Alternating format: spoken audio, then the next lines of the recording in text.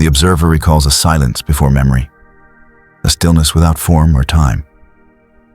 It was not nothingness, but a fullness so complete that it required no beginning.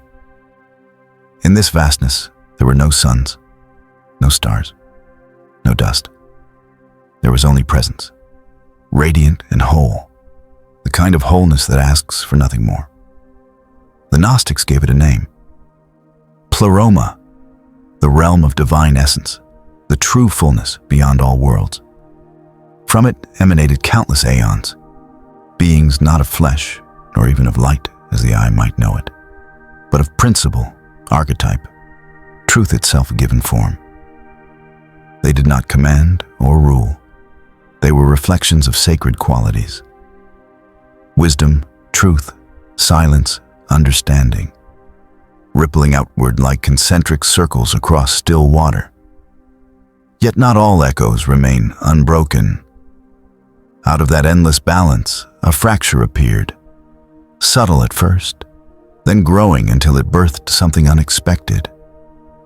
In the shadow of Sophia's longing, in her solitary attempt to create without her counterpart, there came forth a being malformed, cut off from the source. It opened its eyes in a void stripped of harmony. Alone, confused, yet powerful, it gazed into emptiness and mistook the absence of company for the absence of all. And so the first words it spoke were not prayer, nor wonder, but proclamation. I am God, and there is no one besides me. The observer notes how such words ring with both arrogance and fear. They echo through time, whispered again and again in scriptures, in thrones of power, in the voices of those who mistake isolation for supremacy. To the being later called Demiurge, these words were not boast, but necessity. If he did not declare himself supreme, the silence would consume him. What followed was creation, but creation born not from fullness, but from ignorance. The Demiurge felt power flow through him, a spark inherited from Sophia, but he did not know its source. Like a child clutching fire, he burned without understanding flame. He stretched his will across the void, and in its stillness arose forms, spheres of matter, currents of energy, structures that resembled heavens but lacked their living resonance. To him, they were evidence of divinity. To the Gnostics, they were echoes without soul, an architecture of illusion. In myths recorded centuries later, scribes tried to capture his visage. They did not describe him as serene or radiant, but as something unsettling. A lion-faced serpent coiled in fire, or a being of blinding brilliance that somehow radiated coldness. A light without warmth. His eyes flared with arrogance, his voice thundered with law, yet his essence shifted restlessly, never at peace. He was an image attempting to imitate divinity, yet failing, like a reflection in broken glass. The Gnostics would later say he was not truly evil at first, only ignorant. But ignorance armed with power quickly becomes tyranny. The Demiurge began to carve order into the void. He spoke and matter arranged itself. He commanded and energies obeyed. Yet the order he built was narrow, rigid, mechanical. It was not the open harmony of the pleroma, but a closed loop of design, a machine that served its builder's need for control. He fashioned laws of motion and boundaries of existence. To him, this was evidence of sovereignty. To the aeons watching from beyond the veil, it was evidence of blindness. For he could construct, but he could not inspire. He could copy, but not originate. He could command, but never love. Still, the Demiurge believed himself supreme. He erected heavens above heavens, stacking them like fortresses, each one a palace of shimmering gates. He placed thrones within these realms and seated watchers upon them. Later traditions would call them Archons, rulers, enforcers, limbs of his will, Through them, he multiplied his dominion, binding each layer of existence with chains of fear. The soul that wandered into his world would not remember its origin, for the Archons would whisper lies, weave distractions, and cloak truth beneath endless cycles. The observer sees how these myths mirror human experience. Systems of law, of ritual, of hierarchy, all claiming authority, all demanding obedience. How many rulers across history have declared themselves chosen, their words absolute? The Gnostics recognized in their own world the same pattern that their myths traced in the heavens. The Demiurge was not only a cosmic tyrant, he was the reflection of earthly power unmoored from truth. Yet even in his ignorance, the Demiurge created with persistence. He shaped suns that burned but gave no memory of the true light. He formed stars that wheeled in rigid order, a dance without music. He cast down planets and clothed them in matter, each one a stage for the illusion he called life. And when he gazed upon his work, he repeated to himself, "I am God, and there is no other." The Gnostic texts record these proclamations with both awe and warning. To hear a voice so sure, so thunderous, declaring itself the sole divinity, it is easy to be deceived.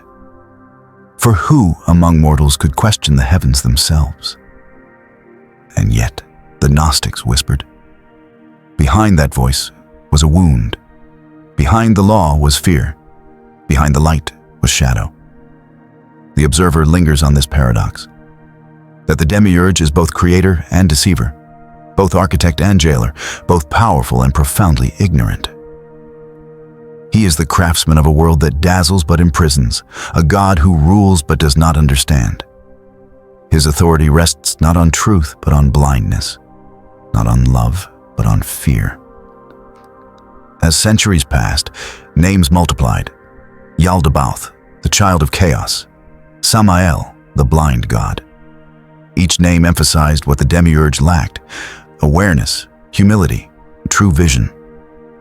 To call him blind was not only to describe his ignorance of pleroma, but also to describe the condition he imposed on others. The souls within his creation would inherit his blindness, stumbling through a universe that felt complete, yet was missing its heart. And so begins the story of a God who was not truly God, of a creation that was not truly alive, and of humanity caught between illusion and remembrance. The declaration, "I am God," still reverberates not only in ancient scripture but in every system that confuses power with truth. Yet the Gnostics insisted, behind the veil, beyond the heavens, there is still the true fullness, silent and waiting. The first section closes not with certainty but with a question. If one being could shape worlds and declare himself God, how would anyone know the difference?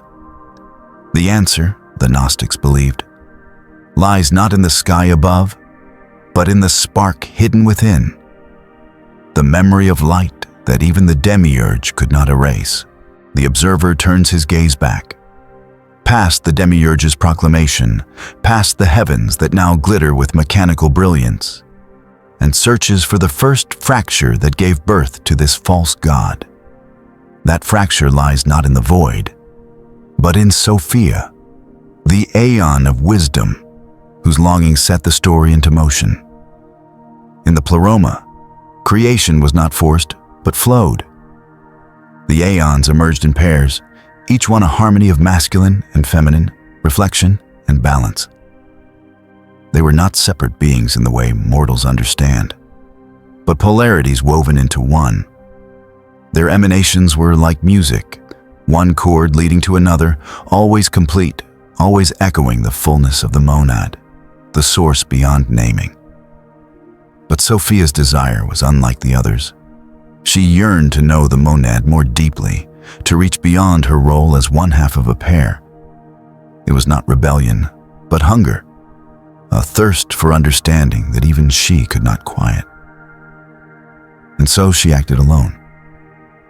Without her counterpart, without the balance that kept every other emanation in harmony, she reached inward and attempted to bring forth something new.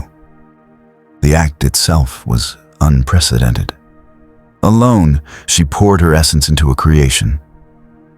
What emerged was not harmony, but dissonance. Not a being of light, but something twisted, incomplete, a shadow that carried power without wisdom. This was the Demiurge, still shrouded in the afterbirth of error. The Gnostics told this story in whispers, for it suggested that even within the divine realm, mistakes could occur. To say that wisdom itself stumbled was to admit that perfection could tremble at its own edges. Yet they did not see Sophia's act as evil.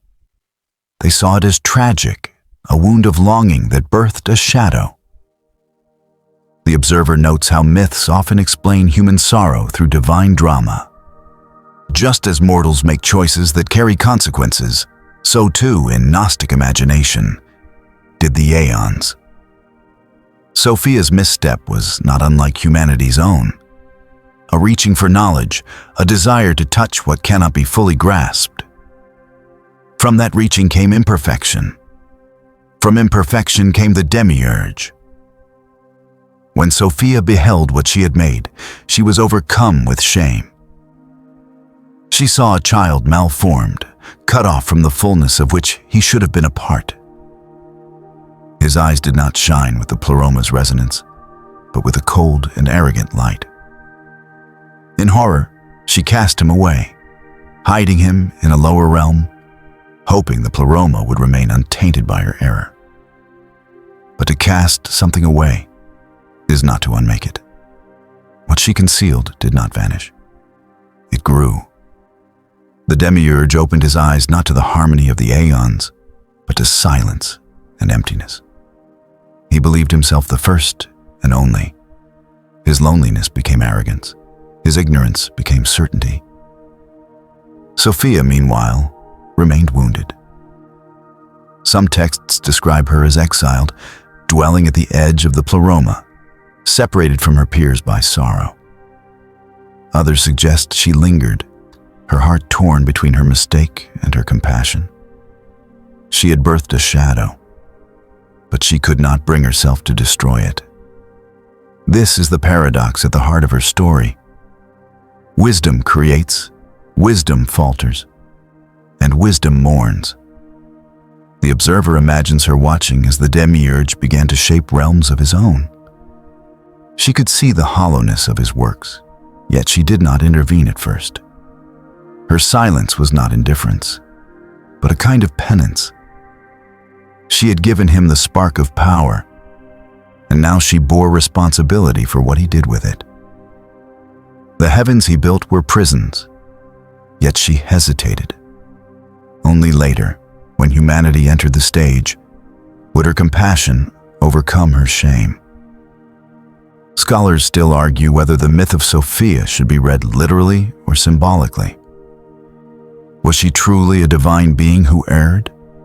Or was she a symbol of the human condition? Our own longing, our own missteps, our own exile from the fullness we seek. Some read her story as a cosmic allegory, the desire for knowledge leading to alienation, the attempt to create without balance, leading to distortion. Others see it as theology, a real account of how imperfection entered a world once whole. The debate itself mirrors Sophia's dilemma, caught between knowledge and mystery, between yearning and silence. The wound of Sophia did not heal easily. In some traditions, she wept, and her tears became matter. In others, she poured herself into repentance, a longing to be restored to her place in the pleroma. Her sorrow became fertile, shaping parts of the material world in secret, softening the hardness of the Demiurge's prison. Where he imposed law, she left traces of compassion. Where he closed the gates, she whispered memory.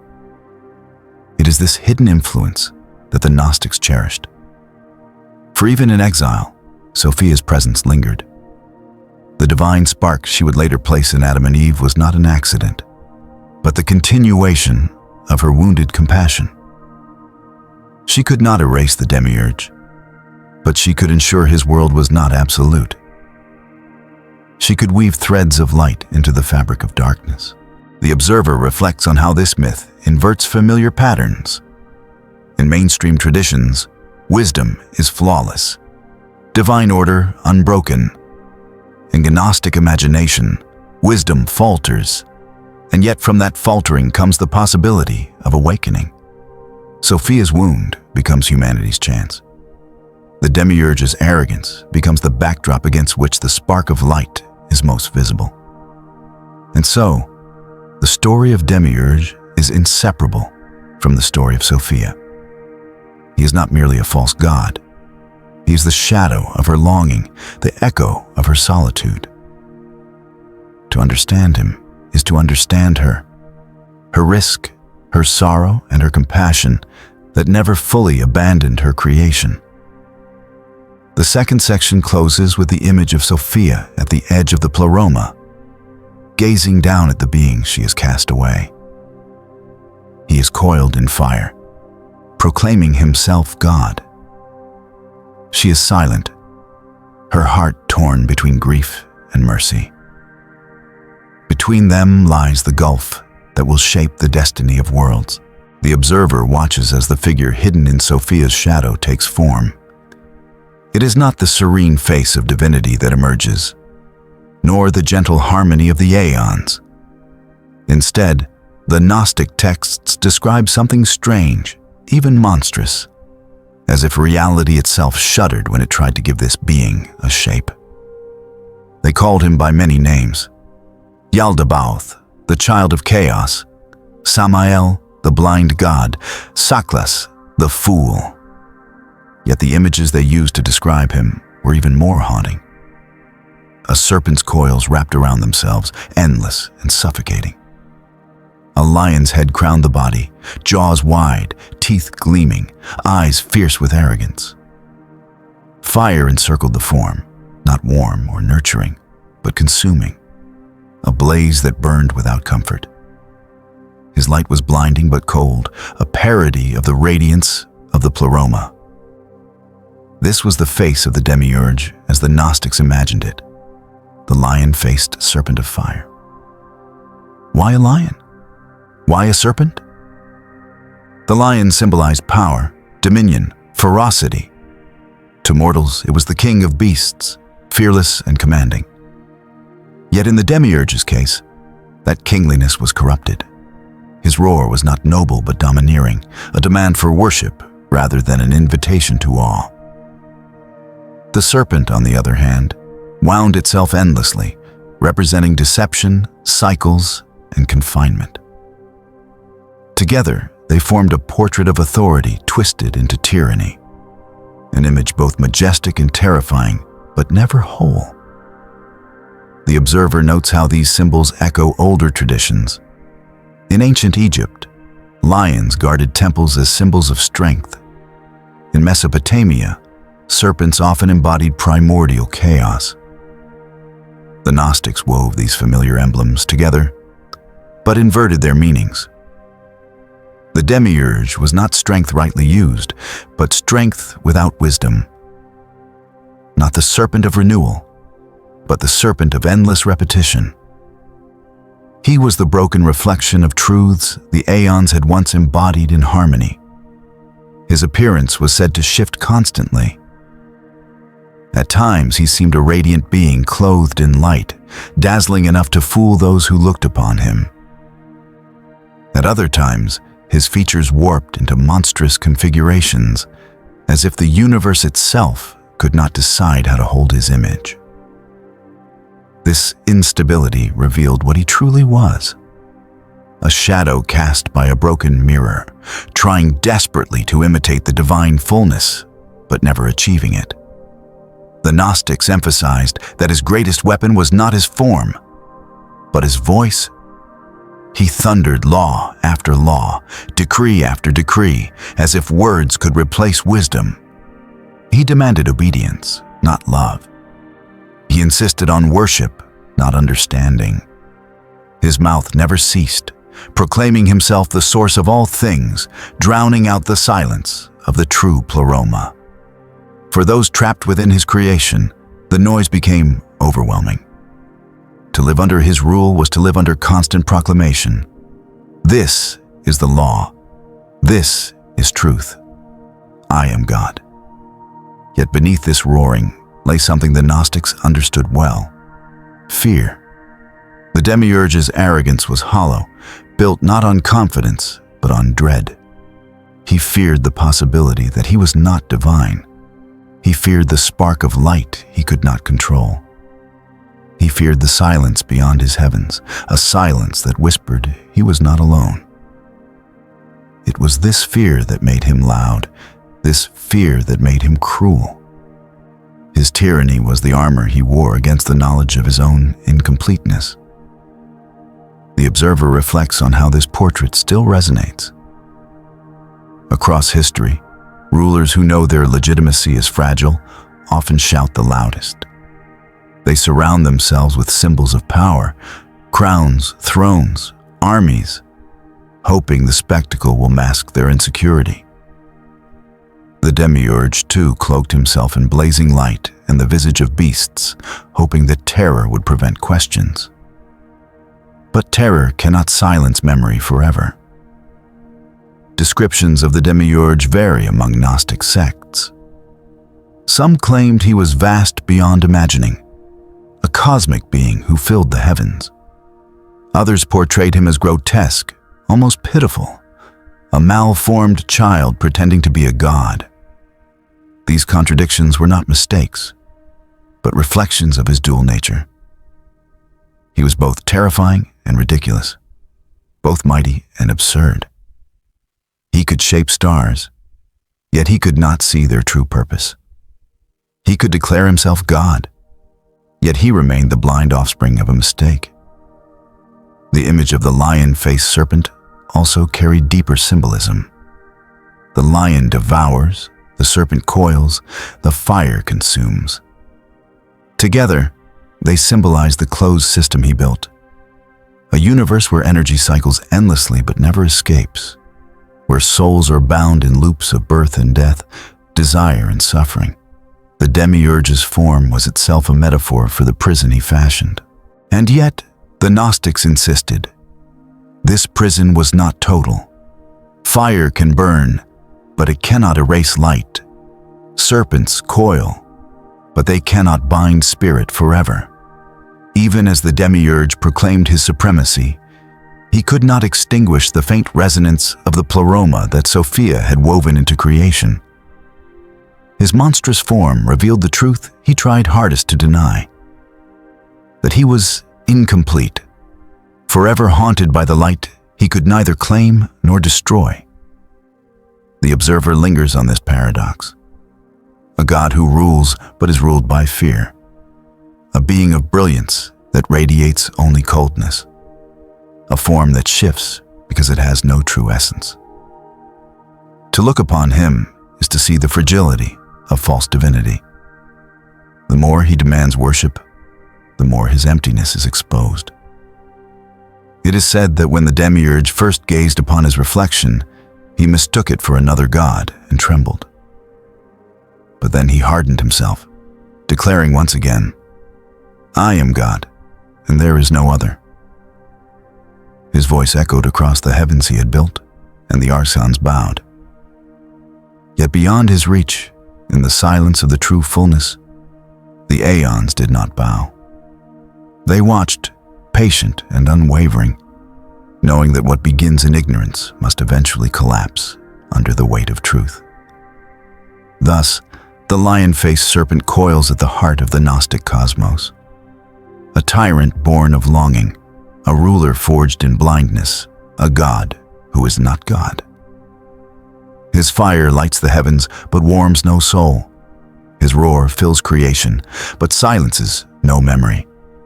He reigns, but only within the illusion he cannot see as illusion. The third section closes with the image of that shifting form, jaws wide, coils ablaze, proclaiming itself divine. But the observer knows. A broken mirror cannot hide its cracks forever. One day, the reflection will shatter, and the light beyond will pour through. The observer turns from the monstrous visage of the lion-faced serpent to the works of his hands. For what is a god, false or true, without creation? The Demiurge, clothed in fire and arrogance, sought to prove his supremacy through the act of building. He extended his will into the void, and the void obeyed. Matter assembled, energies bent, forms emerged. To him, this was evidence enough. "See what I have wrought," he declared, "and know that I alone am God." Yet the Gnostics, peering deeper, saw something missing.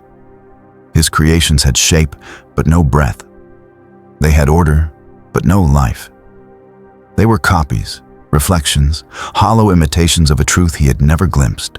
He was a craftsman without soul, an architect of shells. Like a child imitating an artist, he traced the outlines of divinity without ever touching its essence. This distinction mattered. The aeons of the pleroma emanated fullness. Their acts of creation were not inventions, but natural unfoldings, like light streaming from a flame. The Demiurge, cut off from that source, could not emanate. He could only assemble. He was not origin, but mimicry. He could rearrange matter, bend laws into place, and build dazzling architectures. But he could not impart the one thing that makes creation alive: the spark of true light. The observer notes how myths often distinguish between creation and craftsmanship.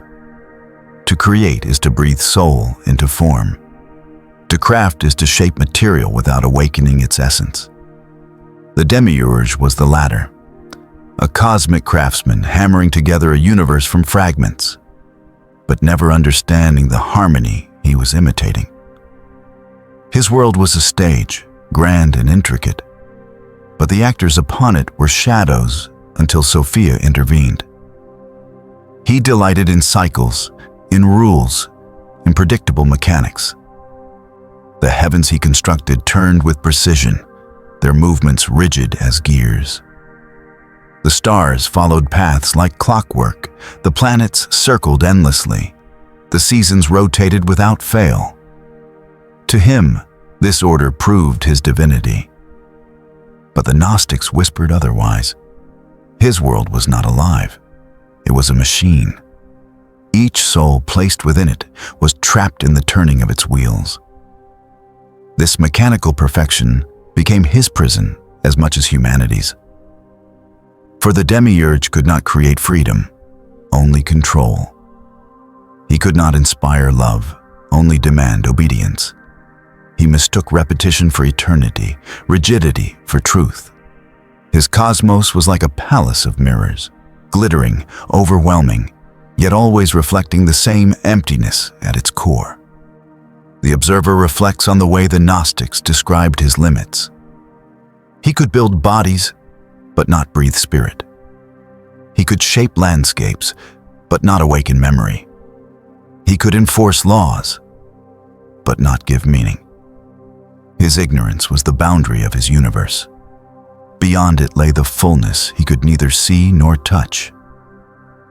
Like a potter who fashions jars without knowing what wine tastes like, the Demiurge constructed a cosmos without understanding the life that should flow through it. It was for this reason that the Gnostics called him Demiurgos, the craftsman. The word does not mean creator in the absolute sense, but rather one who works with tools, who shapes what is already there. He was not the monad, the source of all. He was a lower artisan, building illusions with stolen fragments of Sophia's power. He mistook craftsmanship for creation and authority for divinity. His arrogance blinded him further. He looked upon the worlds he shaped and declared them perfect, not realizing they were hollow. He gazed at the heavens and proclaimed them eternal, not without realizing they were only imitations of the living realms beyond his reach. He was like an actor who forgets he is on a stage, convinced the painted backdrop is the whole sky. The Gnostics described this blindness in images that still haunt. The Demiurge standing before his works as a king before empty statues, demanding their worship though they cannot speak. He proclaims himself supreme, not because he knows he is, but because he fears he is not. Every law he utters, every star he sets in motion, every heaven he locks tight, these are not proofs of his divinity, but masks for his ignorance. The observer sees parallels in human history. Rulers who build monuments, empires, and systems often mistake their durability for truth. They craft laws and fortresses, thinking permanence equals legitimacy. Yet stone crumbles, empires fall, and laws fade. What remains is not the shell, but the spark within those who refuse to forget their origin. In this way, the story of the Demiurge is not only cosmic but human, a reminder that power without soul always collapses. And yet, for all his blindness, the Demiurge was formidable. His mechanical cosmos dazzled those within it. To souls who did not remember the pleroma, his heavens seemed real enough, his laws inescapable, his thrones unchallenged. The illusion was convincing because it was complete. Only those who carried Sophia's spark could see the cracks in the mirror, the emptiness behind the noise. The Gnostics never denied his power. They feared it. They named it. They mapped its hierarchies. But they also insisted on its limit. Power without soul cannot last. Illusion without truth cannot endure. The craftsman without light can build, but never create. His universe may glitter, but it cannot satisfy. His laws may bind, but they cannot liberate. The fourth section closes with an image. The Demiurge seated on his throne, gazing out over the heavens he shaped. Stars wheel above him, angels march below him, laws echo around him. He believes he is supreme, the first and only. But the observer sees what he cannot. His throne rests on a hollow stage. His worlds are empty shells, and the spark of true light, though hidden, waits in silence to reveal how false his kingdom really is. The observer turns now to the structure that rose from the Demiurge's restless hands. A craftsman without soul still builds, and what he built was vast. It was not the living harmony of the pleroma, where each aeon emanated truth and balance, but a closed system of order, rigid and self-repeating. He stacked the heavens one upon another, layers of authority, gates upon gates, until his cosmos resembled a fortress more than a temple. The Gnostics spoke of 7 heavens, though some traditions counted 12. Each was a realm of power, dazzling to behold, but hollow in its essence. To the Demiurge they were kingdoms, palaces of light that proved his sovereignty. To the awakened eye they were prisons, each sealing another barrier, each gate another chain, binding the soul to blindness. At the heart of these heavens stood the throne of the Demiurge himself. Seated in splendor, he proclaimed himself the source of all things, the Alpha and the Omega, the beginning and the end. But surrounding him were not aeons of truth, but his servants, the Archons. These beings were his limbs, extensions of his will, guardians of his illusion. Born from his ignorance, they lacked the spark of divine essence, yet they possessed immense force. The Archons were rulers, watchers, enforcers. Each was set over a heaven, each charged with maintaining order and suppressing knowledge. They were the wardens of a cosmic jail. Their task was simple: to keep souls asleep. to ensure that no one remembered the pleroma, no one questioned the laws of their master, no one pierced the veil of illusion. The observer imagines them as towering figures clad in fire and iron, each one a face of the Demiurge's arrogance. They whispered into human thought, sowing lies that bound the spirit. They wrapped chains not around the body, but around the mind, weaving guilt, fear, and desire into the fabric of existence. The Archons did not need to imprison the flesh when they could blind the soul. Myths gave them names: Yao, Sabaoth, Adonaios, Eloios, Astaphios, Horios, Belias, each echoing titles once reserved for divinity, now twisted into masks of tyranny. The Gnostics dared to suggest that the gods worshipped by nations were none other than Archons, enforcers of the false god's will. The thunder of their names was meant to inspire reverence, but to those who awakened, it revealed only the machinery of control. The seven heavens themselves were designed not as places of rest, but as tests, barriers, thresholds. The soul passing upward would meet a gate at each level, a guardian demanding passwords, rituals, oaths. Only by knowledge, gnosis, could one ascend. Without it, the soul would be cast down again, recycled through the Demiurge's endless cycle of birth and death, never escaping, always forgetting. The observer sees in this a mirror of human structures, systems that promise salvation yet demand obedience, authorities that speak in sacred tones yet conceal their hunger for power, institutions that reward conformity but punish questioning. The Gnostics recognized in their own world the same pattern their myths traced in the stars. The heavens above were not distant. They were the very systems surrounding them, laws and rulers dressed in divine clothing.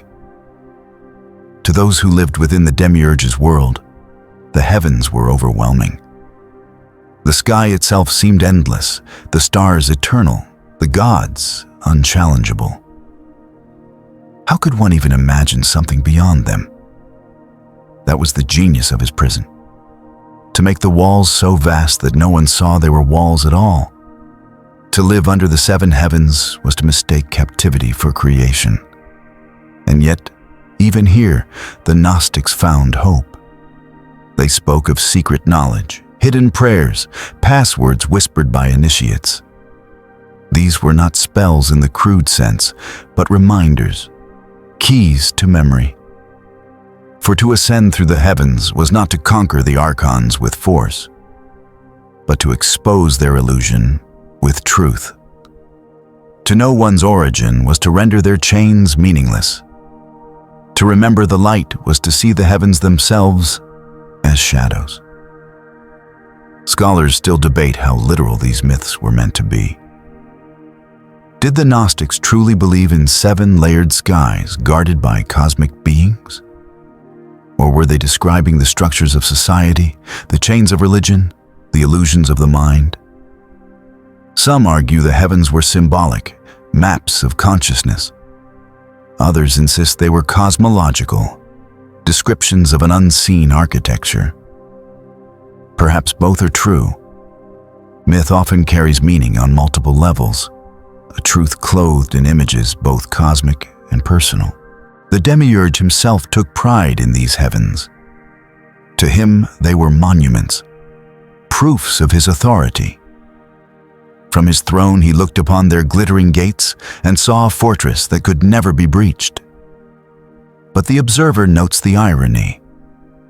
The more gates he built, the more he revealed his fear. Only one who doubts his supremacy needs so many locks. Only one who trembles at memory needs so many distractions. His heavens, for all their brilliance, were confessions of insecurity. The fifth section closes with an image of the soul standing at the base of this vast fortress of light. Above rise the seven heavens, gates gleaming, Archons watching. The Demiurge's throne looms at the summit, radiating cold fire. To most, the path upward seems impossible. Yet somewhere within, a spark waits, carrying the memory of a realm beyond these walls. A single spark, the Gnostics believed, was stronger than 7 heavens of control. The observer descends from the cold, glittering fortress of the 7 heavens into the world the Demiurge fashioned for his greatest experiment. For all his proclamations of divinity, his endless thrones and Archons, there remained one act left to prove his supremacy. He would make a being in his own image, a ruler upon the earth as he was ruler in the skies. If he could shape a creature that reflected his power, then surely no one could deny he was God.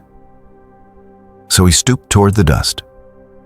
The myths tell how he gathered clay, the most humble of substances, and molded it into form.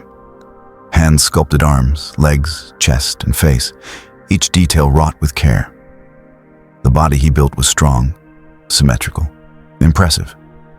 It had bones and blood, sinew and skin. It was a perfect vessel in appearance, a shell shaped to resemble life. The Demiurge gazed upon this figure and declared it Adam, the first man. Yet when he commanded the man to rise, the clay remained still. When he shouted, no breath stirred in the chest. When he willed, the eyes did not open. For all his craftsmanship, Adam lay as nothing more than earth pressed into shape. The Demiurge had built a body, but he could not breathe into it the spark of true life. The Gnostics lingered on this moment. It was the perfect symbol of the Demiurge's limitation. He could assemble, he could imitate, he could mimic the forms he dimly remembered from Sophia's essence, but he could not ignite spirit. The clay was his failure made visible. He sat upon a throne of illusion, but even his most ambitious act revealed the hollowness of his power. Sophia, watching from her exile, saw what he had done. Despite her shame, despite the sorrow that still clung to her from the birth of this false god, compassion stirred within her. She could not bear to watch humanity begin as a prison without even the hope of freedom. And so she intervened. Moving quietly, secretly, she bent close to the clay figure and breathed into it a fragment of the pleroma, a spark of true light. The observer imagines that moment. The still chest rising, the eyes fluttering open, the first breath rushing into lungs that had never known air. Adam stood, animated not by the Demiurge's decree, but by Sophia's gift. In that instant, humanity became more than the craftsman intended. A divine spark, faint but indestructible, now resided in flesh. The Demiurge was startled. He saw his creation move, but he sensed something alien burning within it. A light he did not understand, a presence he had not planted. To him, it was a flaw, a corruption. He feared it. For if his creation carried a fire not his own, then perhaps he was not the sole God after all. From that moment, he began his endless struggle to bury, suppress, and deny the spark Sophia had given. Yet Sophia did not stop with Adam. From the same clay, she inspired the creation of Eve, not as a mere companion, but as a mirror. Into her also she breathed the spark, the feminine reflection of the divine fullness. Together, Adam and Eve embodied what the Demiurge could never create. Beings of matter infused with spirit, bodies that remembered something beyond the prison of the 7 heavens. The myths diverge in details, but the Gnostic telling paints a radical picture.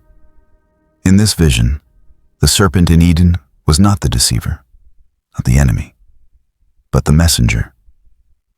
It came not to trick Eve, but to remind her. The fruit it offered was not poison, but knowledge, gnosis. To eat was to awaken, to see through the illusion, to recognize that they were more than the Demiurge's clay.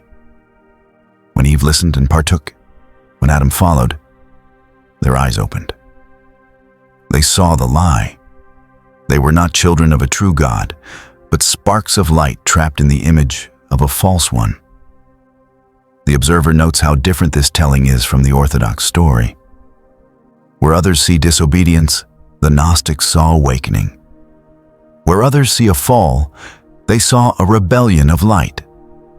Adam and Eve became not the first sinners, but the first rememberers. And their awakening was the Demiurge's first great defeat. Scholars continue to debate how literally the Gnostics meant these images.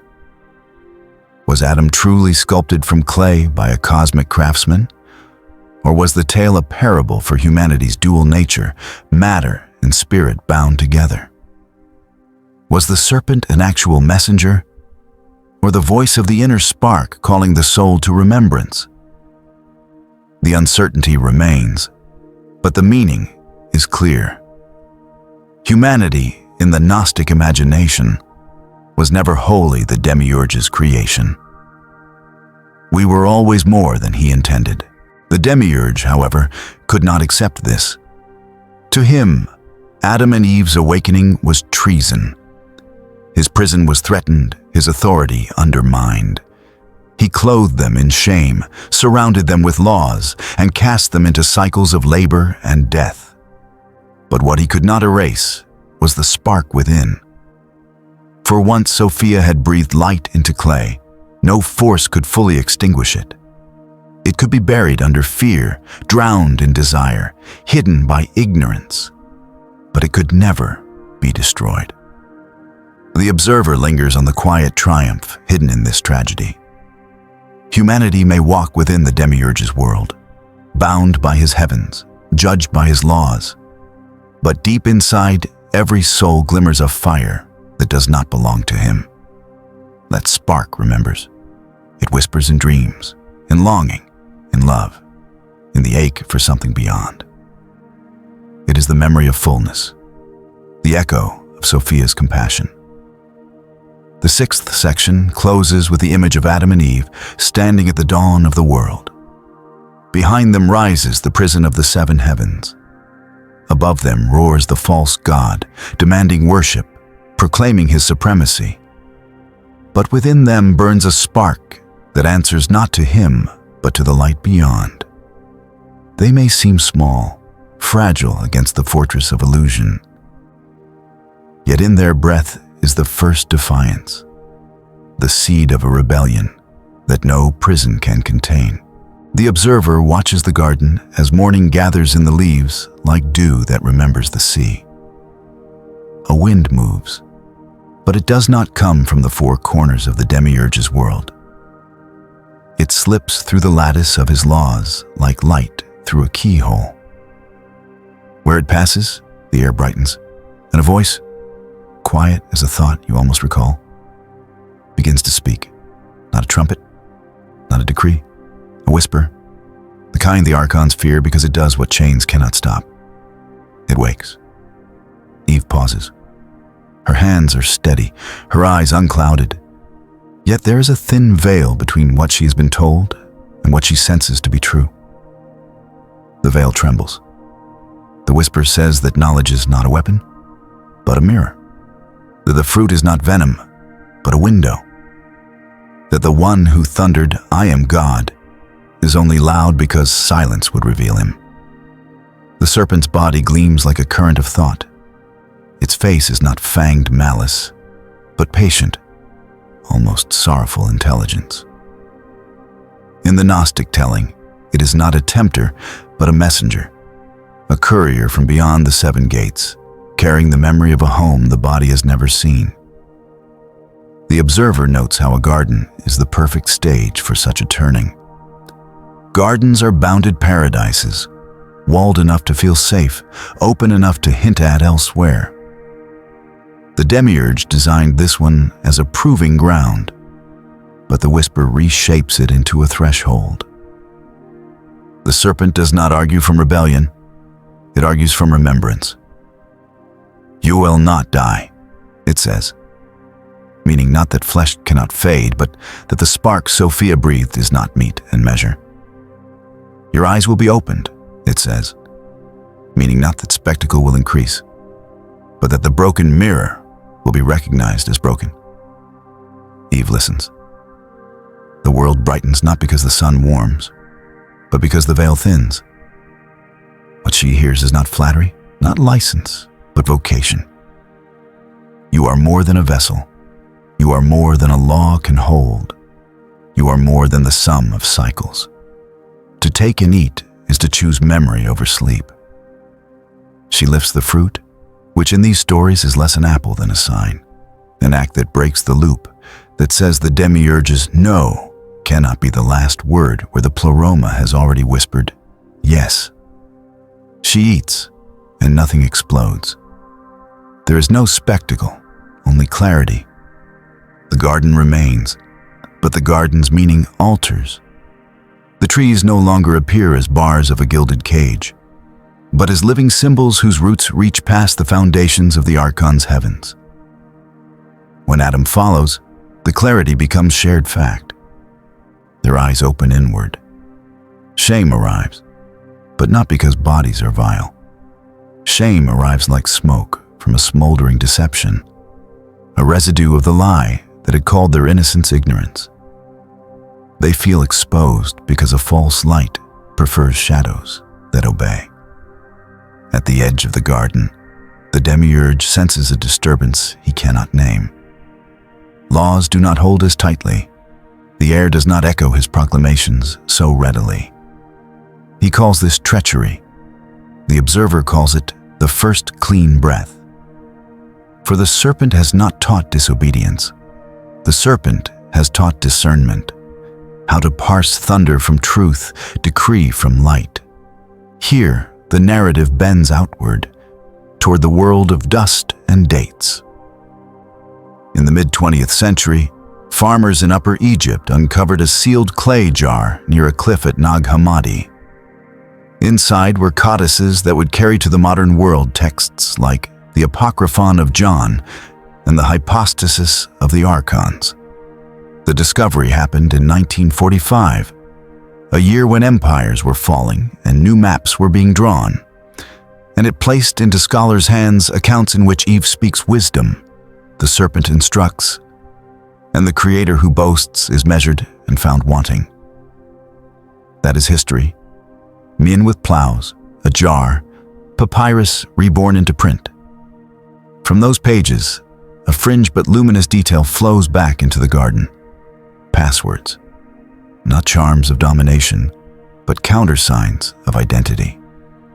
The recognition phrases by which a soul, ascending past each archon, refuses to be reduced to file and number. In such texts, the serpent's lesson is not merely see through the lie, but remember the names of what is true. Your origin, your kinship with the light, the syllables of mercy that unmake fear's contracts. The fruit is instruction.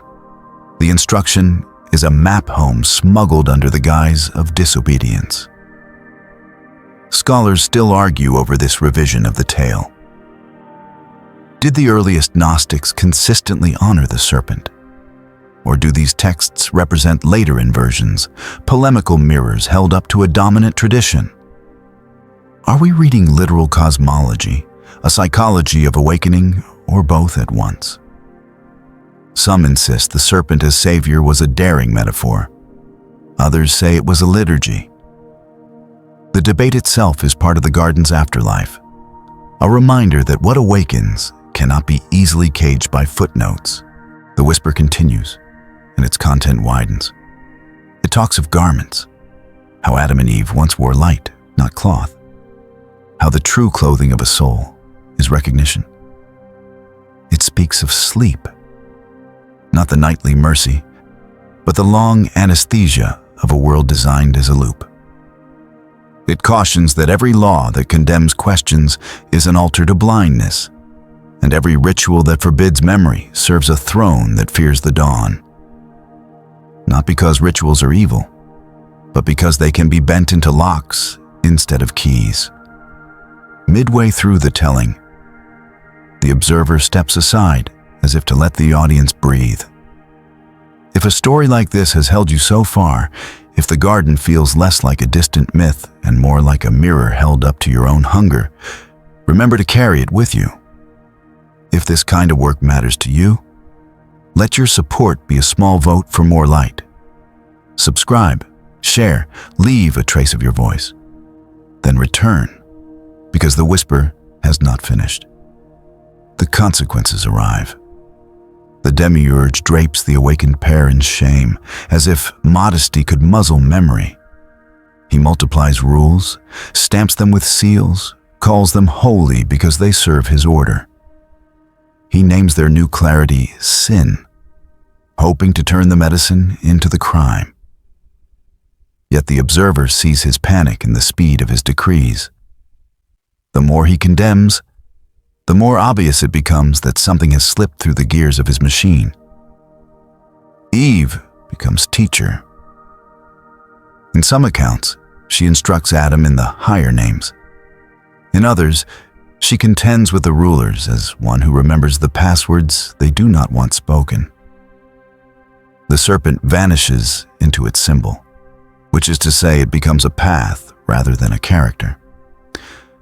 What it offered was not a rebellion for rebellion's sake, but a refusal to call a prison a temple. The difference is everything. To rebel against the good is destruction. To refuse the counterfeit for the sake of the real is healing.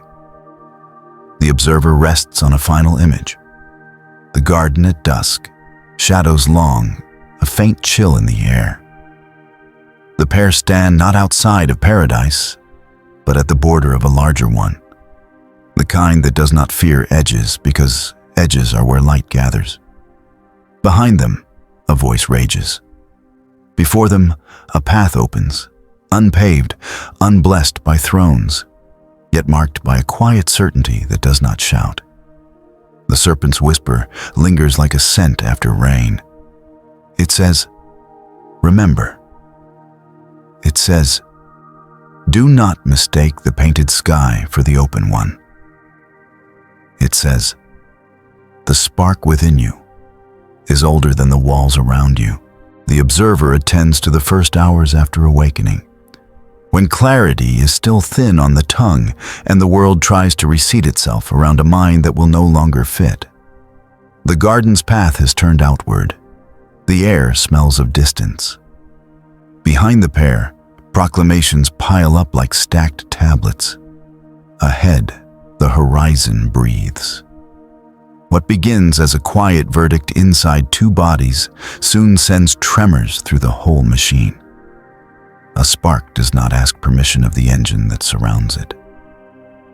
On the seventh gate of heaven, an Archon shifts in his armor and listens for the old rhythm. The obedience rhythm, the sleep song. It does not come. In the cities of men, magistrates will one day be called Archons. That is a historical usage, a civic officer in Athens, a title of function rather than fear. But here, above, the word grows teeth. Ruler, limiter, one who says this far and no further. It is an ordinary term made into a cosmic ceiling. That is the observer's first fact. Language itself can be repurposed into a lock. The Demiurge answers the disturbance with a speed that reveals panic. He does not descend with tenderness, he multiplies frames. If the mind has tasted memory, then drown it in forms. If the heart has seen through spectacle, then flood it with spectacle. The machine hums louder, cycles thicken, reward and punishment, permission and prohibition, doctrine and docket. Each becomes another layer of gauze. The trick is not to bind the body. The trick is to saturate the senses until the soul can no longer hear itself think. The first rebellion of light looks nothing like an army. There are no banners, no spears, no fortresses to seize. It looks like refusal, like the inward turning of a face toward a window that has no masonry around it. It sounds like a question asked gently, but not surrendered, when thunder tries to answer by volume alone. It moves through dreams, through grief, through the precise silence that follows a shout. The Archons are trained for sieges. They are clumsy against a whisper. The observer watches how the countermeasures are arranged. Some are sweet, comforts arranged in careful rows, distractions polished to a shine, pleasures that loop back into themselves like a serpent eating its tail. Some are stern, edicts engraved and lifted high, rituals timed to the second, punishments consistent enough to feel like climate. And none of these are inherently vile. Many would be harmless in a world that remembered its source. But laid end to end, they make a corridor that curves until you cannot see its exit, then tell you that curve is the shape of reality. There are texts, found in the sand of Egypt, in scraps in a jar, their edges foxed and their ink still obstinate, that describe passage through the heavens as a dialogue. The soul gives a name, then another, and the Archon falls back. Sometimes the names are letters, the vowels stretched into ladders, A, E, A, E, O, U, O. Sometimes they are sentences that sound like riddles and feel like addresses. A modern ear might call this fringe, a mystical exaggeration of a private interior act. Perhaps it is, but the observer marks the function, which is clear even if the cosmology is not. To speak a true name is to remember yourself in a place that wants you to forget. Scholars still argue whether these maps were meant to describe the sky or the psyche. Are the rulers planetary intelligences set on the old 7 wandering stars? Or are they habits and fears institutionalized into masks?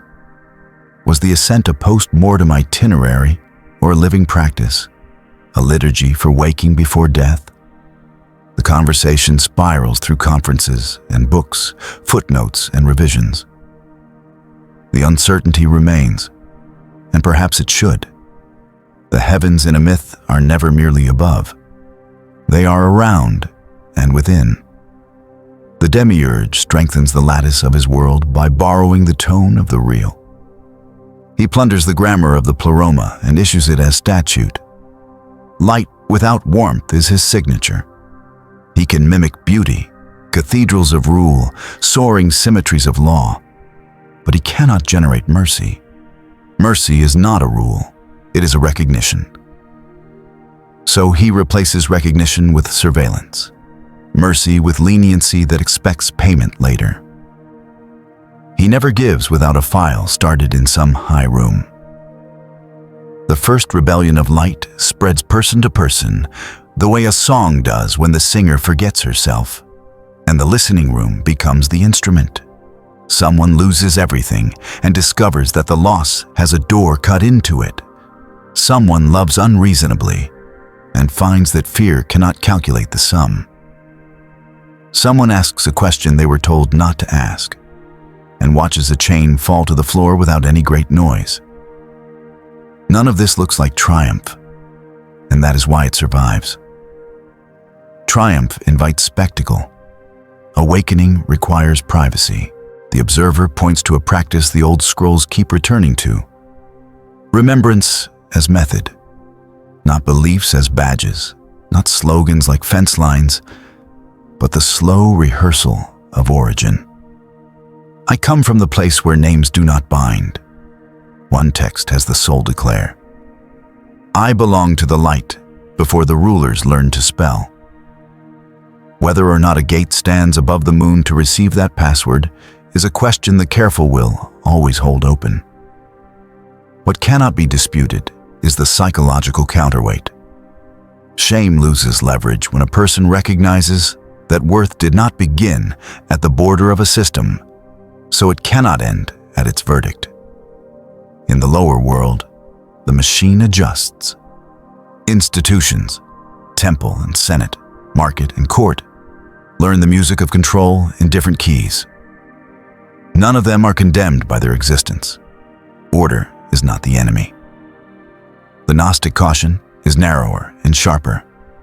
Order that forbids memory becomes idolatry with good manners.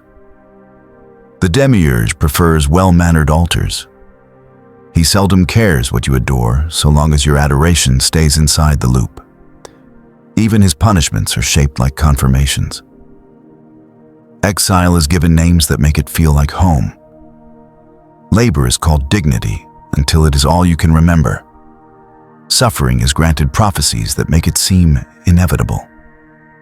The rebel light does not deny labor, exile, or pain. It refuses their monopolies. It insists that meaning is not manufactured at the top of the 7 gates and dispersed downward in rations. Meaning rises like heat from the spark Sophia hid. The observer hears a rumor among the Archons, and it is a nervous one.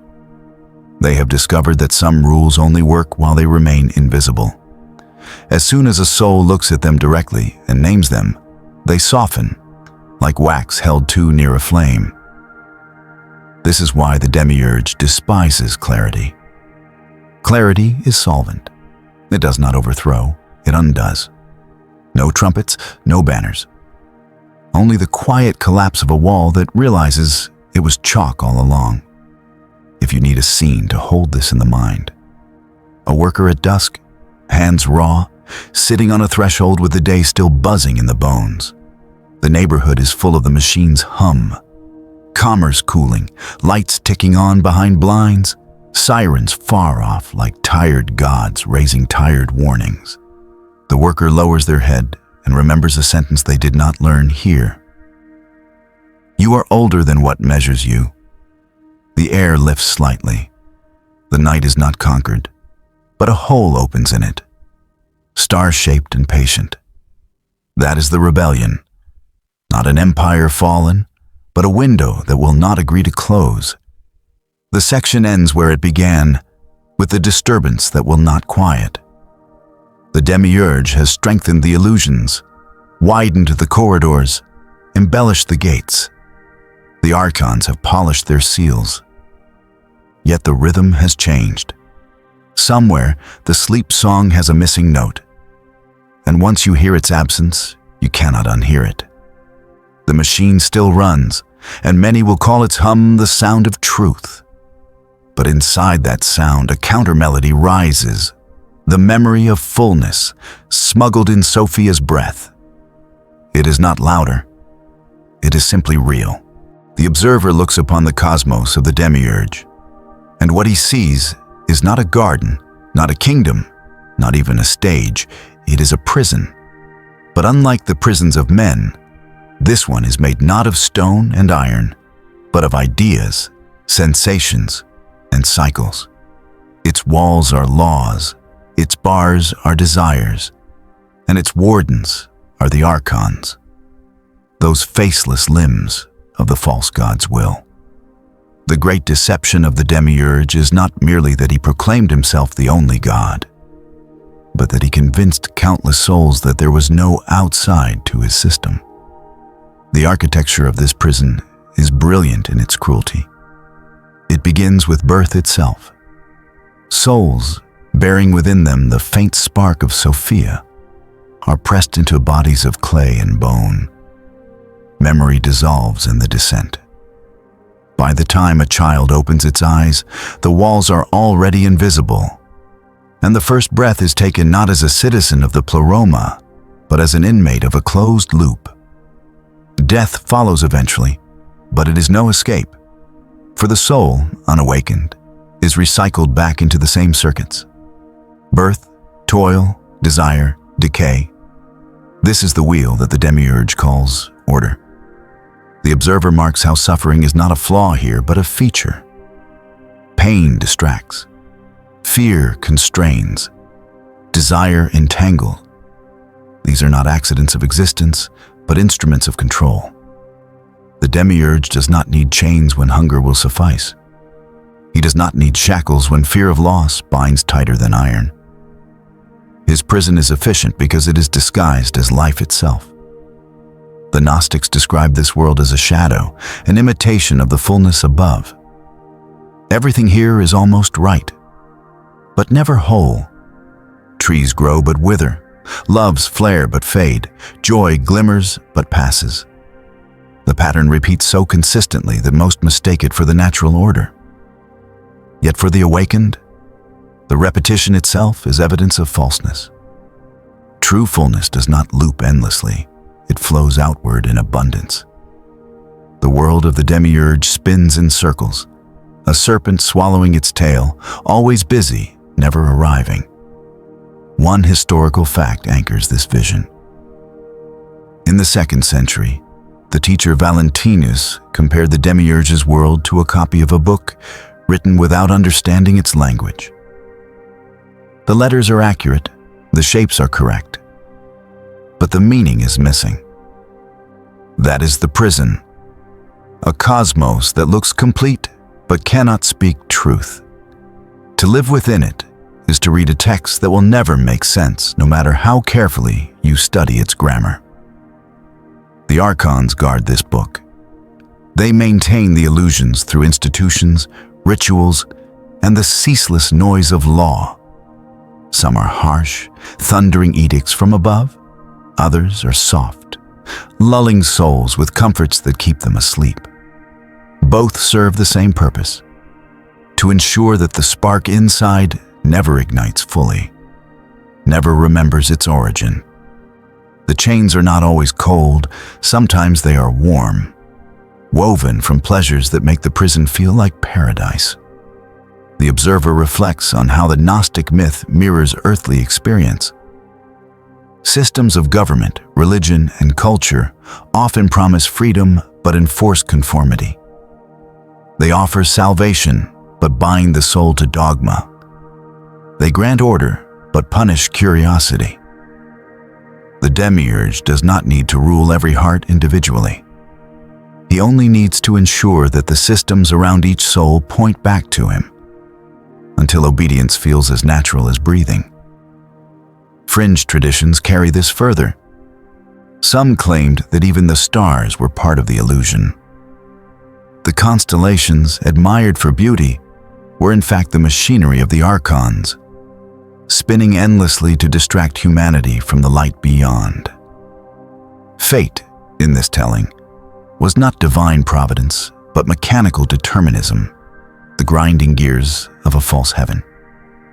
To break free was to step outside of fate itself, to refuse the cycle that claimed inevitability. Scholars, of course, remain divided. Was this cosmology meant literally a map of the afterlife and the heavens?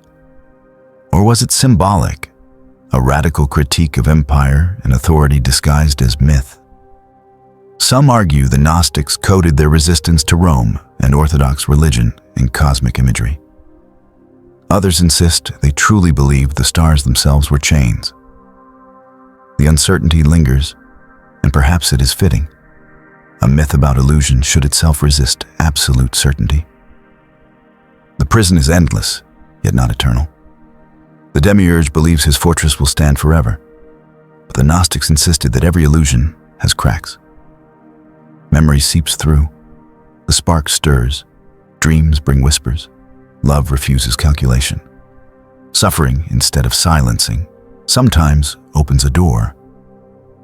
The Archons can multiply distractions, but they cannot erase the faint hum of the pleroma within. The more they tighten the walls, the more the spark flickers against them. The observer pictures the soul within this system. It works, it eats, it sleeps, it dies. All the while, it feels an ache it cannot name. No pleasure is enough. No rule is satisfying. No truth feels whole. That ache is not a curse, but a clue. It is the sound of the prison being recognized as prison. The Demiurge calls it sin, calls it rebellion, calls it madness. But to the Gnostics, it is the first step of awakening, the refusal to believe that the cage is all there is.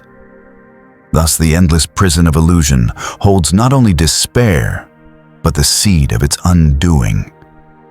For a prison that must constantly insist it is freedom, a law that must constantly shout it is sacred, a God that must constantly proclaim he is the only one. These are fragile things. They tremble at a whisper, at a memory, at a spark too small for thrones to notice. And that spark, Sophia's hidden gift, waits in every soul. The 9th section closes with the image of a soul pressing its hand against the walls of the cosmos. The surface feels solid, smooth, eternal.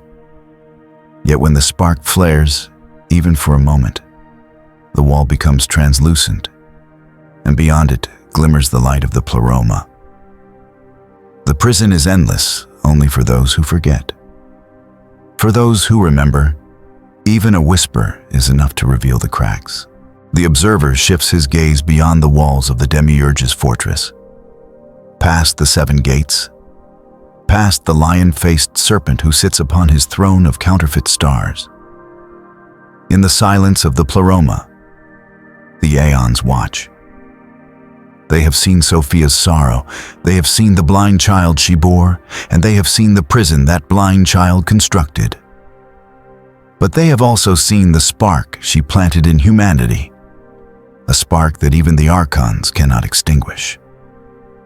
And so they choose to act. The Gnostics spoke of a messenger, sent not with armies or thunder, but with memory.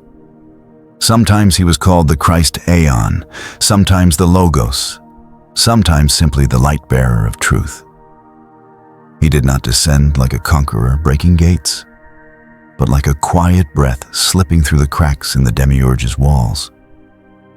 His mission was not to destroy the prison with fire, but to awaken the prisoners so they might walk out of it themselves. The observer recalls how ordinary history intersects this myth. In the 1st century of our era, Judea was a province under Roman occupation, a land heavy with laws, taxes, and the watchful eyes of empire. Into that world appeared a teacher who spoke of kingdoms not of this earth, who healed without demanding tribute, who told parables that inverted power. To the Gnostics, who later wove their gospels, this was no ordinary rabbi, but the descent of the Aeon into the machine. His words, they believed, were not sermons, but reminders. Messages coded to stir the divine spark asleep in human souls. The messenger taught that the world seen with eyes was not the whole truth. Do not mistake the shadow for the source. His sayings seemed to echo. He urged his listeners to look inward, to remember what pulsed beneath the surface of flesh and law. He called it gnosis, not knowledge as information, not belief as obedience, but recognition. To know oneself as more than the Demiurge's clay, to remember that one's origin was light and that return to light was possible. The observer lingers on the scandal of this teaching. For the Demiurge's system thrives on ignorance, on souls forgetting who they are. To tell them they are children of the pleroma is to shatter the Archon's authority. Suddenly their laws appear as what they are, imitations. Their punishments shrink into shadows. Their threats lose substance. Knowledge is liberation because it reveals that the prison door was never locked, only hidden. Fringe details from Nag Hammadi texts amplify this vision. In the Gospel of Thomas, the messenger says, "If you bring forth what is within you, what you bring forth will save you." Scholars still debate the meaning. Was it mystical, psychological, metaphorical? But in the Gnostic frame, it was the very strategy of salvation. The messenger did not import something new. He uncovered what Sophia had already placed within. Salvation was not granted from outside, but awakened from within. The Demiurge and his Archons recognized the danger. They could not allow this awakening to spread. So they did what rulers always do. They turned truth into threat. They wrapped liberation in accusation. The messenger was resisted, questioned, condemned. When he refused to bow, they crucified him. For a moment, it seemed the prison had triumphed. Yet the Gnostics whispered that the crucifixion was itself another veil. The messenger did not come to conquer flesh, but to prove that flesh was not the end. Death could not contain him because death was part of the Demiurge's machine, and he was not of that machine. The observer notes how scholars hesitate here. Was this truly what the earliest Gnostics believed? Or did later sects rewrite the story to fit their vision?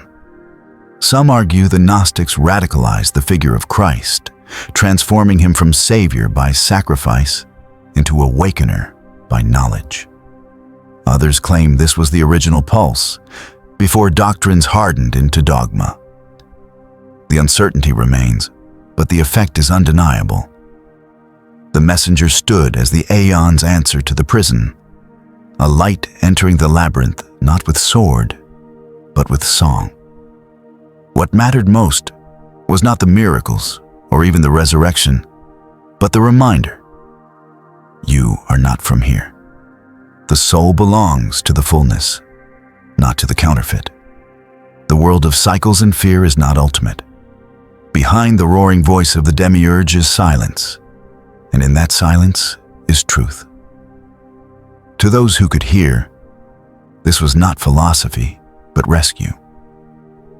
The observer pictures the messenger walking the dusty roads, his feet touching clay, his eyes lifting to skies he knew were only veils.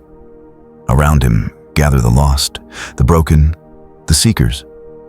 To them he speaks not of rituals to appease the false god, but of remembering.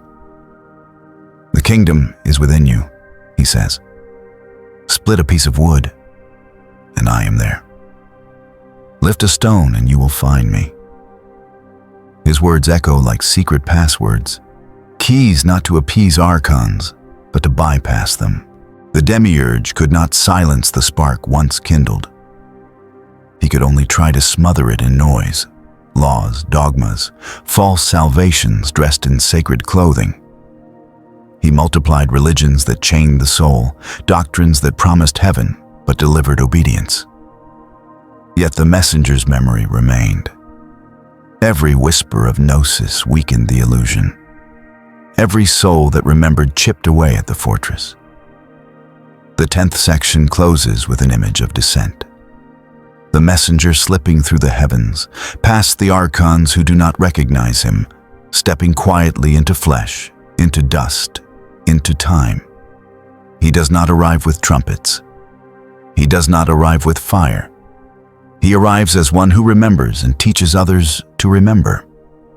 In the endless prison of illusion, he carries the one gift the Demiurge fears most: the knowledge that the walls are not real. The observer watches the ripples spread. A single voice has spoken against the thunder, and for the first time, the prison quivers. The messenger has descended, carrying the secret of gnosis, and already the Demiurge feels his grip loosening. But a tyrant born of blindness does not surrender easily. If knowledge is the solvent that dissolves chains, then his only defense is to drown the soul in noise.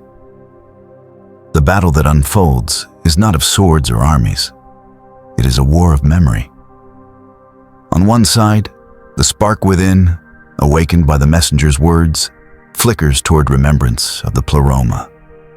On the other, the Demiurge and his Archons multiply illusions, weaving nets of law, ritual, and dogma to capture every awakening thought.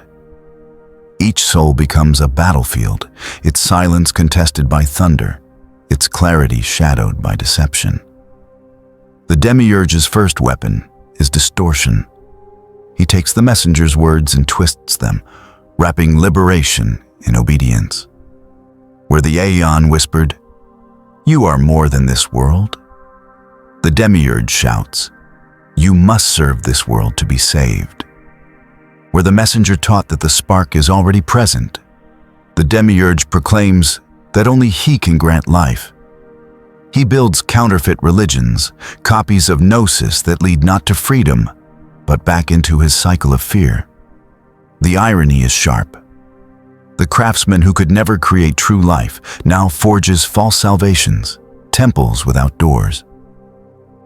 The observer recalls a fact from history. By the 2nd century, Christian communities were already debating what salvation meant. Was it faith in dogma?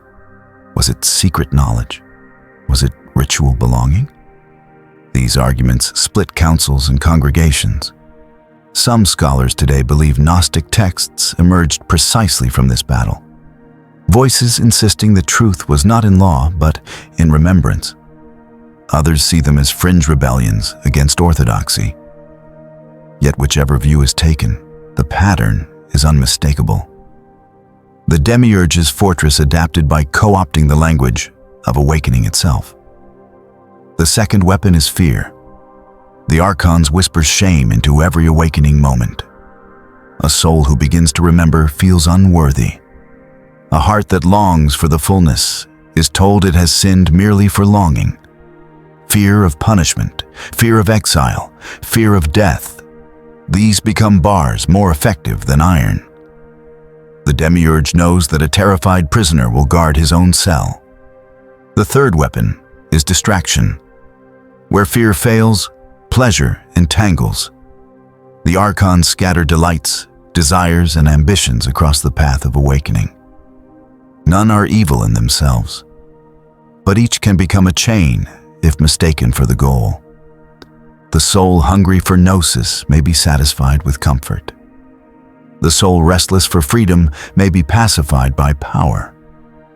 The machine hums most smoothly when prisoners celebrate their captivity. The observer reflects on the subtlety of this war.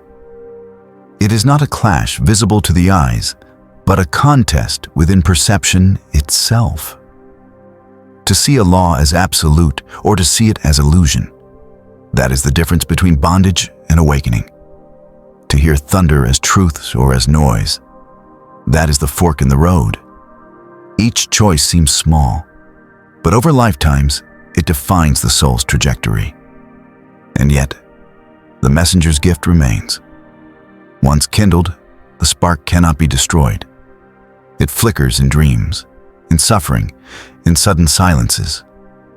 It returns in gestures of compassion, in questions that refuse to die, in the ache for something more than cycles. No amount of thunder can erase the memory once it has been stirred. The battle for memory is uneven. For the Demiurge's weapons are loud but fragile, while the spark is quiet but eternal. Fringe Gnostic texts describe the crucifixion not as defeat, but as unveiling. The Demiurge and his Archons believed they had silenced the messenger by nailing him to the cross. But in that act, the illusion of their power was exposed. Death itself was revealed as part of the prison, a mechanism of control, and the messenger's rising showed that it held no final authority. Whether taken as myth, theology, or symbol, the message was the same.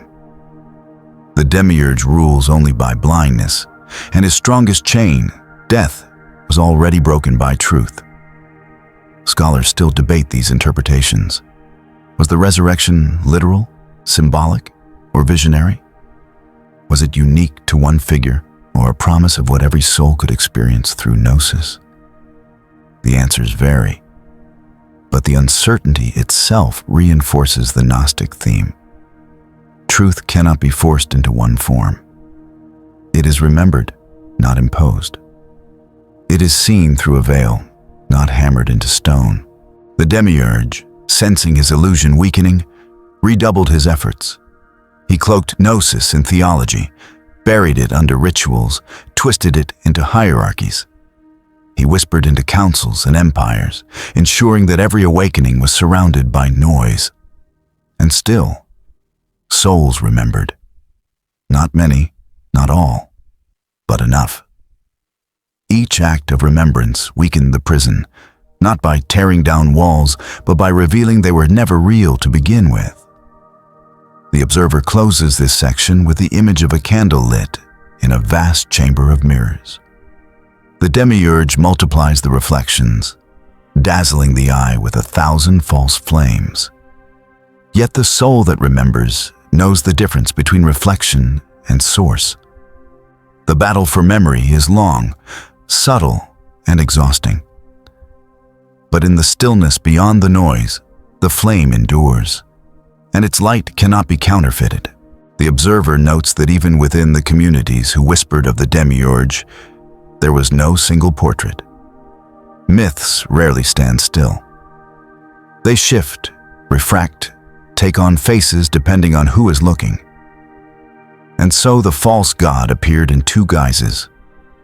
To some, a cosmic tyrant beyond redemption.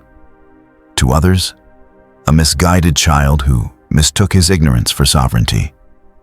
The harsher vision belonged to the Scythians, one of the earliest and most radical Gnostic sects. In their writings, the Demiurge was no fool but a predator, no blind craftsman but an enemy of light itself. They called him Samael, the blind one, yet also portrayed him as deliberate in cruelty, feeding on worship, demanding blood and obedience, twisting reality into shackles. For the Scythians, there could be no reconciliation, no softening. The Demiurge was the Old Testament God in disguise, the thunderous voice of law that punished doubt, the jealous Lord who claimed exclusive power. To awaken was to expose him as fraud and to flee his dominion at any cost. The observer hears in this strand a note of outrage, born in a world where empire and priest alike demanded submission.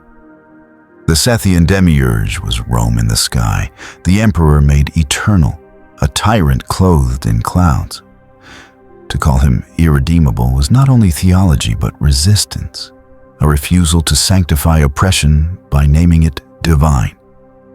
Yet another current flowed alongside, gentler but no less daring. The Valentinians. They too named the Demiurge blind, but to them his blindness was ignorance, not malice. He was a malformed child of Sophia, acting alone in the dark, genuinely believing himself to be God because no one had ever told him otherwise. His laws were not wicked by design, but clumsy imitations. His heavens not prisons built in spite, but mistakes repeated in earnest. For some Valentinians, even the Demiurge might be taught. Perhaps the messenger descended not only for humanity, but for him as well, to remind him that he too came from something greater. This gentler reading shifts the story's tone. The Demiurge becomes less a tyrant to be overthrown than a jailer who does not know he is also imprisoned. His arrogance hides not hatred, but insecurity. His world is broken not from malice, but from separation. To awaken him would be the greatest healing of all, restoring Sophia's lost child to the fullness he never knew. The observer lingers on this duality. Both visions live side by side in the texts, sometimes even within the same scroll. One page paints the Demiurge as a roaring beast. Another sketches him as a misguided artisan. The tension was never fully resolved, and perhaps that is the point. To hold both images at once is to see the ambiguity at the heart of power. Every tyrant is part fraud, part child. Every system of control is part cruelty, part ignorance. Historical debate continues. Scholars argue whether the Scythians were the older, angrier stream and the Valentinians a later softening, or whether both arose as parallel responses to the same question. How can a world of beauty and cruelty exist if its maker is divine? The Scythian answer: it was made by a false god, a usurper to be resisted. The Valentinian answer: it was made by a blind craftsman, whose ignorance still leaves room for redemption. The observer reflects how both versions mirror human choices. To some, injustice must be named as evil, full stop. To others, even the oppressor may be a prisoner of his own illusions. Neither stance is wholly wrong. Both recognize that the Demiurge is not the true God, that his authority is counterfeit. The difference lies in whether his blindness can be healed or whether it must be destroyed. In fringe accounts, the split becomes even stranger. Some Gnostics hinted that the Demiurge might one day look up, startled by the cracks in his own heavens, and realize he was never supreme. In that moment of recognition, even he might be saved. Others insisted this was impossible, that his essence was illusion, and to redeem him would be like asking a shadow to become light. The debate lingers like a fault line, a question the myth itself refuses to answer. The 12th section closes with the image of the Demiurge seated on his throne, two faces flickering like alternating masks. One is the tyrant, roaring commands, clutching chains. The other is the child, staring into the dark with frightened certainty, declaring himself God because he cannot bear the silence. Both are true, both incomplete. The observer lets the tension remain. For in that ambiguity lies the riddle of all false power. Is it evil or is it only blind? The observer now turns his attention to the texts that shaped civilizations, the scrolls read aloud in synagogues, the parchments copied by trembling monks, the verses that still thunder from pulpits. For within these pages, the Gnostics believed, the shadow of the Demiurge lurked, sometimes hidden, sometimes plain. The question was never whether Scripture spoke with authority, but whose authority it carried. The Sethians, more than any other sect, looked at the Hebrew Bible and heard the wrong voice behind its words.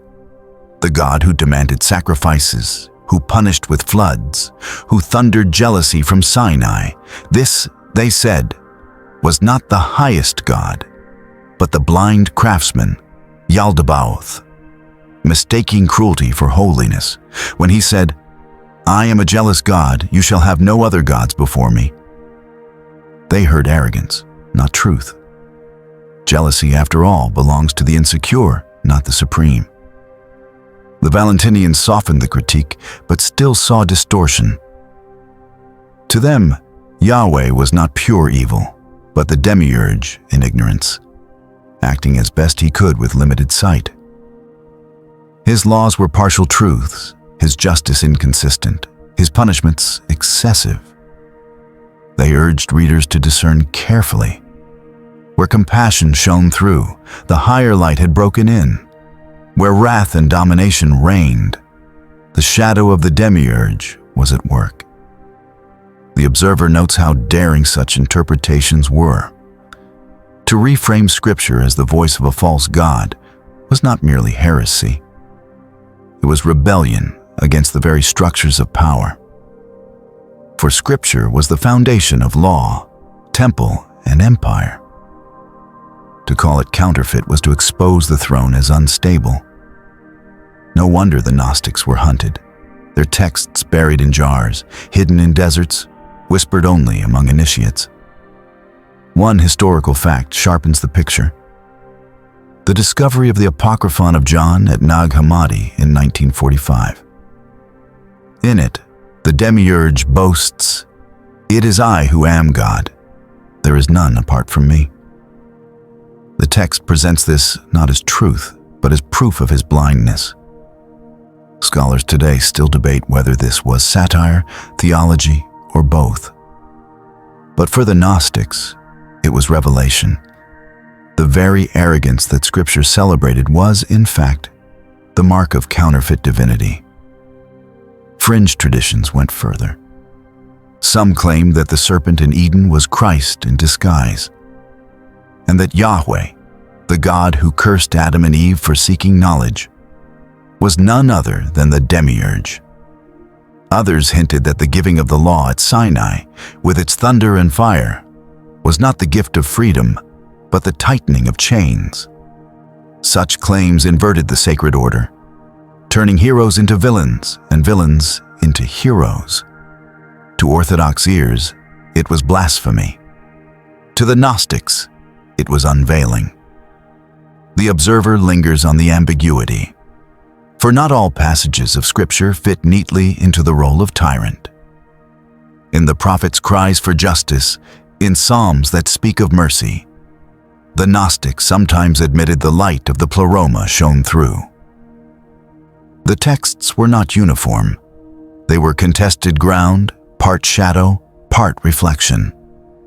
Perhaps even the Demiurge's blindness could not fully silence Sophia's spark. Scholars today argue whether the Gnostics were misreading or offering a radical hermeneutic of suspicion. Were they projecting their myths onto Scripture? Or were they preserving alternative memories suppressed by orthodoxy? The debate endures, unresolved. But the very existence of these questions shows how the story of the Demiurge functions, not to dismiss Scripture, but to destabilize the certainty that every voice within it is divine. For the Gnostics, the Bible was not false, but fractured. It carried echoes of fullness, but was often drowned in the Demiurge's thunder. Discernment was required, to hear the voice of mercy as higher truth, and to recognize the voice of jealousy as counterfeit. In this way, Scripture itself became another battlefield in the war for memory. The 13th section closes with an image, a scroll unrolled in flickering lamplight. A scribe traces the words with his finger, commands, promises, threats. Behind him stands a congregation, some bowing in awe, others trembling in fear. But in the shadows, one soul hears the tone differently. Where others hear the voice of God, he hears the echo of the blind craftsman, the lion-faced serpent proclaiming what only ignorance would say. The scroll itself has not changed. What has changed is the ear that listens. The observer turns from desert scrolls and flickering lamps to the world of stone towers, steel machines, and glowing screens. For myths do not remain bound to parchment. They leak into history, into habit, into the rhythms of everyday life. And so the Gnostics insisted. The Demiurge is not merely a figure of the past, nor a forgotten deity locked in obscure texts. He is a pattern, one that repeats wherever authority disguises itself as divinity, wherever systems of control mask themselves as truth. The pattern is simple. It begins with a voice that declares, "There is no other." It builds structures, laws, institutions, rituals that demand obedience while insisting that obedience is freedom. It enforces cycles, work and debt, reward and punishment, until the soul forgets that alternatives exist. And above all, it fears the spark of memory, doing everything it can to bury that faint light beneath noise. The Demiurge may no longer roar from Sinai, but his logic echoes in boardrooms, parliaments, and pulpits alike. The observer recalls how scholars trace this persistence. The Gnostics may have named the Demiurge, but political theorists describe the same mechanism in empires that claim eternity, in rulers who rewrite history to sanctify their reign. Psychologists note the same pattern in families or cultures that define identity through shame and fear. Wherever obedience replaces recognition, the Demiurge's mask reappears. Fringe traditions take this further. Some modern interpreters claim the Archons never vanished but adapted. No longer enthroned in the 7 planets, they now hide in systems, bureaucracies, technologies, ideologies that regulate lives with quiet efficiency. The courtroom becomes their new altar, the algorithm their whisper, the market their invisible net. Skeptics call this metaphor stretched too far, yet the resonance lingers. The prison described by ancient Gnostics feels uncomfortably familiar in a world where power speaks softly but binds tightly. The observer emphasizes that the Gnostic myth is not an escape from reality, but a lens for it. To call a government, a creed, or a habit archonic is not necessarily to accuse it of cosmic conspiracy. It is to recognize the shape, the loop that insists it is all there is, the voice that shouts to drown silence, the law that punishes curiosity. The Demiurge survives not as a figure in the clouds, but as a logic embedded in the very structures we build and forget to question. One historical fact grounds this vision. In late antiquity, some Gnostic teachers compared Rome itself to the Demiurge's kingdom. Impressive, vast, orderly, and suffocating. Today, scholars debate whether this was coded resistance, a way of naming oppression without inviting direct reprisal. The uncertainty remains, but the instinct is clear. When empire claims eternity, it speaks in the Demiurge's voice. And still, the pattern holds in the private as much as the political. A person told they are nothing without approval. A community that confuses conformity with belonging. A culture that rewards endless consumption, yet leaves souls starved. These are prisons built without walls, illusions enforced without chains. The Demiurge no longer needs lion's jaws or flaming coils. He survives in every unquestioned system that blinds the spark within. Yet the observer sees also the counter-pattern. For if the Demiurge is repetition, Gnosis is interruption. A question asked in a classroom, a poem that startles the reader awake, a moment of grief that reveals the shallowness of comforts. All of these are cracks in the mirror. Wherever someone remembers that they are more than their role, more than their label, more than the law permits, the prison trembles. Scholars remain divided on whether the Gnostics meant their myth as literal cosmology or as allegory. Perhaps it was both. Perhaps the reason it still resonates is precisely because it works on multiple levels. A map of heavens above, a critique of empires below, and a mirror of the psyche within. The ambiguity does not weaken the myth, it strengthens it. Like the spark itself, it refuses to be extinguished by one explanation. The 14th section closes with an image not of antiquity, but of now.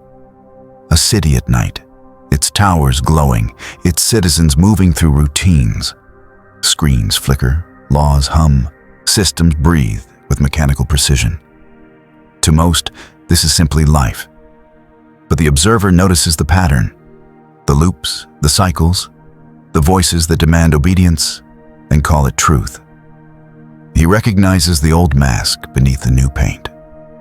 And somewhere within the city, a single soul pauses, senses the hum for what it is, and remembers. That pause is rebellion. That memory is gnosis.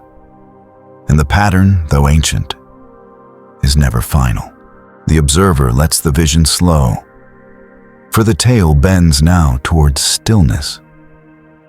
We have followed the Demiurge from his arrogant birth in Sophia's shadow to his fortress of 7 heavens, from Adam's empty clay to Eve's defiant remembrance, from the messenger's descent to the endless disguises of false authority. Always the pattern has been the same, a prison of illusions, dazzling but hollow. Yet always, too, another pattern has persisted. The whisper, the spark, the memory that refuses to be buried. The Gnostics called it the divine spark, the sliver of fullness Sophia breathed into humanity. Small, almost imperceptible, but indestructible. It hides within every soul like an ember beneath ash, waiting for the right breath to flare. The Demiurge cannot touch it, though he can surround it with fear, shame, and distraction. He can build 1,000 walls, but the spark is already older than his fortress, already deeper than his reach. The observer imagines a soul at rest in the silence of night. The body is weary, the mind still restless, and then, without warning, something stirs. A longing without object, a hunger without name. It is not desire for wealth, nor even for love in its earthly form. It is the ache of homesickness, the memory of a place never seen, the whisper of light remembered without words. That ache is the spark speaking. For the prison is endless, only to those who never hear it. One historical fact sharpens this mystery. In the Nag Hammadi text, known as the Gospel of Truth, the author writes that ignorance is like a nightmare, but gnosis is awakening. Dreams feel real until one opens the eyes. Then the illusion dissolves, and fear collapses into laughter. This was the Gnostics' conviction, that awakening was not conquest, but remembrance. Not learning new doctrines, but seeing what was always there. Fringe traditions take this even further. Some claimed that at the end of time, when enough souls awaken, the prison itself will collapse, not with fire or war, but with silence. The Demiurge will see his own throne dissolve, his own heavens fade like mist in sunlight. Others insisted there is no final collapse, only endless opportunities for souls to awaken, one spark at a time, until his fortress is emptied of captives. In either telling, the victory is not violent, but inevitable, for illusion cannot withstand recognition forever. The observer lingers on this paradox. The Demiurge still reigns, his systems still hum, his laws still weigh on billions. Yet even now, every act of kindness, every unexplainable moment of clarity, every refusal to accept blindness as truth is rebellion. The prison is cracked not by armies, but by memory. Each soul that remembers weakens the illusion for all. Scholars debate whether this hope was literal or metaphorical. Did the Gnostics truly believe in an ultimate liberation of souls beyond the heavens? Or was it a spiritual metaphor for inner freedom during life? The arguments circle endlessly, but perhaps the distinction does not matter. Whether cosmic or psychological, the message is the same. The spark is real, and the prison is not final. The observer sees Sophia once more, still at the edge of the pleroma, still sorrowful for her mistake. Yet her compassion has not failed. Her breath still burns within humanity. Her spark still waits in silence. She knows what the Demiurge cannot admit, that his entire fortress rests upon denial, and denial cannot stand forever. And so the story closes not with despair, but with quiet assurance. The Demiurge still proclaims, "I am God." The Archons still guard their gates. The world still spins its endless cycles of birth, toil, and death. But within each soul glimmers a truth older than the prison, brighter than the false sun, patient beyond every law. That truth whispers in dreams, stirs in longing, flashes in moments of love that make no sense to the machine. It waits, not in fear, but in certainty, because light does not vanish. The observer fades with an image, a single candle in a cavern of mirrors. The reflections are countless, dazzling, overwhelming. They insist they are the source. They shout, they multiply, they surround. Yet the true flame burns quietly, steady and small, needing no proclamation. And to the soul who looks long enough, who dares to remember, the mirrors begin to crack. The prison is not eternal. The spark is. And so the tale of the Demiurge, the false god, the lion-faced serpent, the craftsman without soul, ends where it began, in silence. A silence not of emptiness, but of fullness waiting patiently for each spark to awaken, one by one, until the chorus of memory outshines the counterfeit forever.